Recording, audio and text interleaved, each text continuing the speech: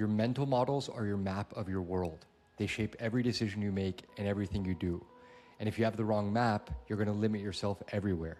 So here are the 10 most important mental models ranked, counting down to the one that runs your entire life. Let's start. Picture two people. Both get rejected from their dream school. One of them sees it as a dead end. I did my best. Dream died. The other sees it as a stepping stone. Yes, I failed along this step, but I haven't failed in my ultimate goal. I'm going to use this as a learning experience and use it to get better going forward. That decision determines exactly how those two people's lives turn out from there. Here's the crazy thing. You didn't even create most of your map. Your parents created the beginning. Your school maybe contributed to some of it. Now, when you scroll through your feed, that builds the map as well. But you should take control of your own map. What are the lenses that you want to use to look at your life? Because those lenses are going to determine the actions that you take and the outputs that you get. So, without further ado, let's start the countdown. Number 10, keep playing. Finite games have winners. There's an end. Infinite games have survivors. Your goal is just to keep playing. As long as you survive another day, that's a win. You don't want to go all in and risk everything on a single roll of the dice or a single play of the hand. Stay in the game. Perfect example of this is Amazon. Amazon spent the first 10 plus years of its existence being laughed at, mocked.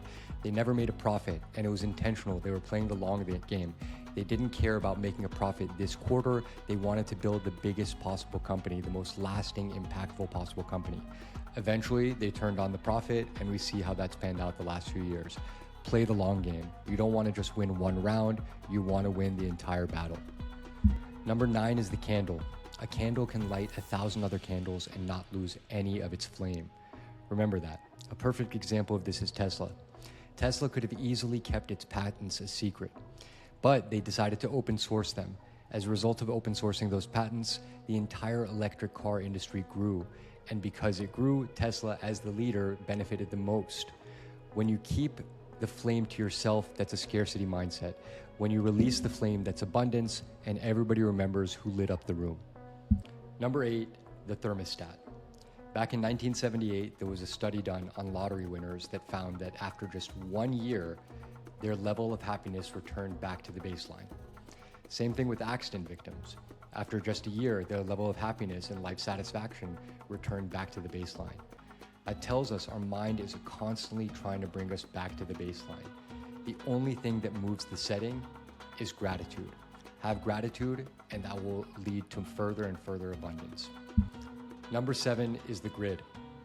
Credit to Tim Urban for this. This is every week of your 80-year life on a single grid. Some of those are already gone. A lot of them are still out there for you to decide what to do with. Spend time with the people you want to spend time with. Work on the things you want to work on. Do the things you want to do, because that time is running out, but the time that's left is up to you to decide what to do with. So those first 4 models protect you. These next 3 are going to determine if you can actually make a good decision.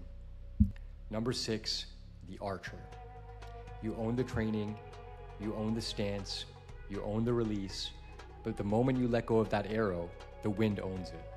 You have to let go of the outcomes. Trust in your training, trust in your process, and let the chips fall where they may. Bryan Cranston has this great quote about this. He talks about when he goes in to give an audition, he's not going to win the role. He's preparing, he goes in, gives his performance, and leaves.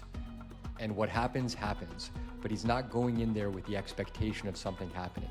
And when he did this, his career took off because he trusted more in the process than in any individual outcome. Focus on the process. Number 5 is the gym rule. The gym is a funny place because it's probably the only store that we're paying to damage ourselves. But we know that in the long run, that's going to pay off. We know that when it repairs, we're going to be stronger, we're going to be more capable. That same thing applies in every aspect of life. Know that in the short run, if there's pain, in the long run, there's likely going to be a benefit. So if there are 2 paths and one seems more difficult in the short run, take that path. Shout out to Naval for that one. Number 4, the surgeon. You've probably texted while driving before, and hopefully nothing happened, but still, probably not a good decision. Now, think about a surgeon. If they are successful 95% of the time, but one of the times one of their patients passes away, all of a sudden, are they a bad surgeon? Obviously not. So certain outcomes skew the results, skew your perception of everything. You can't just focus on the outcomes, you have to look at the process. If you focus on the variables you can control and what output you did individually, you'll always improve better in the long run than if you're just focused on one or two instances where you could have gotten lucky or unlucky. Focus on the process.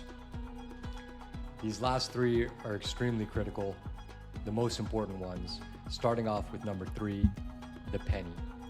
We've all heard the anecdote about the penny doubling every day, but the interesting part about it when you break it down, when you double up that penny, by the time you reach day 20, it's only about $5,000, which is nice, but it's not world-changing. It's not going to change your life, at least not most people's lives.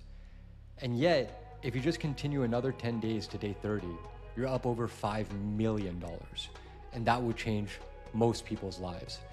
And so it's just that little bit of a difference, just to keep going with that compounding. Most of the gains of compounding come at the very end. So if you've been building something, you've been working on something, and you haven't necessarily seen the full payoff of the results, keep going. That compounding effect will eventually pay off, and then you'll see the exponential results. Number 2, wet clay. See, most people think that by the time they reach 25, they're fired clay. Everything is set, done, they are who they are, their character is what it is, and from there they basically just play out their lives. But neuroscience actually tells us that we're wet clay pretty much our whole lives. We get to mold ourselves similar to babies would, maybe a little bit more difficult, but we still have the capability of doing it for our entire lives.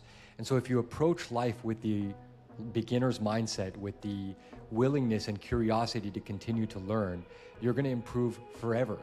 Even as age slows you down in a physical sense, your mind will continue to grow. We've finally gotten to it, number 1. This is not only the most important one, it is the one that enables all the others. If you don't have this one, nothing else matters. So, without further ado, let's get into it. Number 1, player 1. Most people are NPCs. We know this. They're walking around on the same loops, thinking about and doing the exact same things every day, without even considering why they're doing those things. And yet, there are some people we meet in life where they seem like they have it all figured out. They go after things boldly. They believe they can change things. They don't think that life is happening to them, but they're affecting their lives. They're creating their lives as they go along. They believe that they have the agency, and they act as if they have the agency. And that belief is the only difference. Think back to the beginning of this video. We had those 2 people in this exact same situation. Both of them faced adversity. Both of them faced a form of failure. One of them saw it as an endpoint. One of them saw it as a redirect. How you decide to react to the failures and to the obstacles determines everything in your life. So the most important mental model, if you can only take one away, is to have agency. Believe that you are the player 1, the one that can affect change in your life and in the world around you. And eventually, if you work on it hard enough, it will come to be. And those are the top 10 mental models for me. Hopefully they were helpful for you as well. I put a link to a full wallpaper with all 10 in the description below. Any comments, would love to hear them, and see you guys next time.